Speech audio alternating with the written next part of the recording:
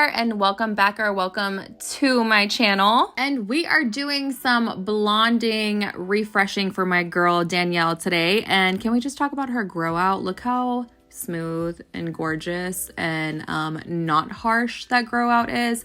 And Danielle can go like months and months in between her appointment and it still looks good. So we are starting off with some pre-cutting. Honestly, I do this like 99% of the time with any client, even if they're just getting a trim. One reason to pre-cut is to save product, duh. Also, if your client likes to do any type of layering in their haircut, but they also have a dimensional color, meaning that their color has multiple tones in there, it's not just a solid color, whether that's blonde or darker, it's important to do this because if you do it afterwards, you risk your color looking super choppy and just crazy. So for example, if you do a highlight and a low light and then you go in after rinsing out your color and you cut like medium layers in there, it's gonna look like you gave them a jacked up color. And another major reason that I enjoy pre-cutting before I do my color is because I'm spending hours on my colors, okay? So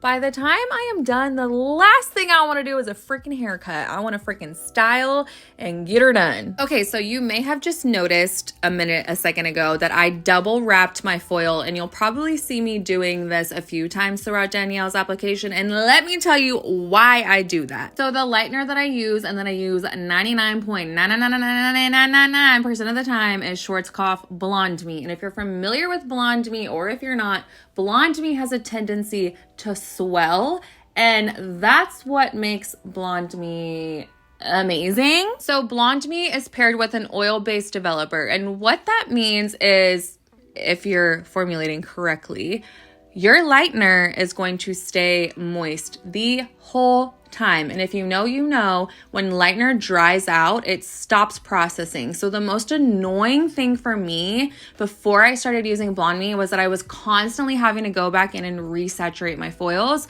because they would just dry out, and like I could never get past that like brassy or yellow, super yellow phase. Now, that's like the pro to Blondeme, right? Is that it stays moist, but it's also the con to Blondeme. Because it stays moist, it's going to swell. That lightener is going to thicken essentially, and then it has a tendency to spill out of the foil. And then what does that do? It causes bleeds. And if you don't know what those are, head to one of my last videos because I go over what a bleed is. So double wrapping my foil is one of the ways that I finesse Blondeme and I avoid bleeders. And let me tell you, there have been times where I knew I should have double wrapped a foil and I didn't, and sure enough, there was a bleed. And I was like, WTF, I should have just trusting my instinct. So yeah, my top two ways to finesse Blondeme is, one, do not get super saturated when you're getting close to that root. Feather your lightener up so the saturation is a little bit softer at that root and you're less likely to have swelling. Or if you need that heavy saturation at the root, double wrap your foil, because when it swells, because it will, and it starts to leak out of your foil, it's going to fall on that double wrapped foil instead of the hair that we don't want it on. I have a lot of Latina and Asian clients, and if you know, you know, that hair can be super resistant to lifting to the level that we need it. And when I tell you, Blondeme will get my level 1, 2 to level 9 in the first foil application, I'm not lying. I'm not lying. Try it. Just try it.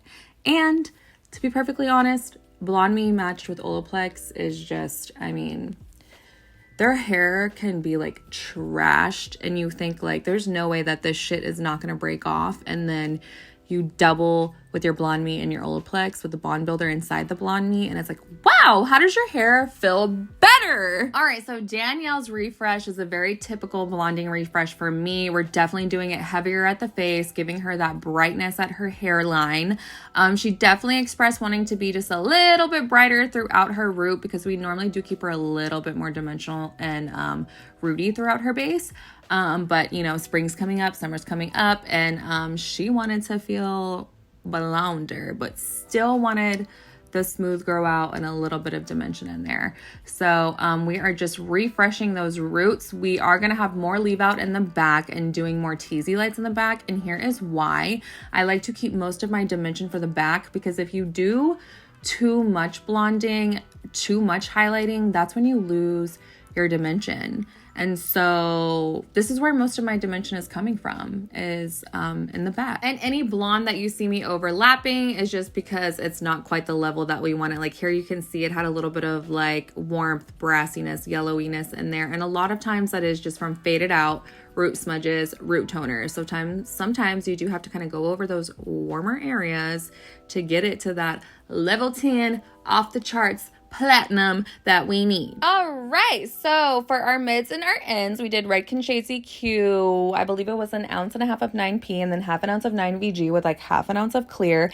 And then I used 20 volume because I can, and I'll get into that another day, but let's not get into that right now. Actually, I have a whole TikTok on it if you're dying to know.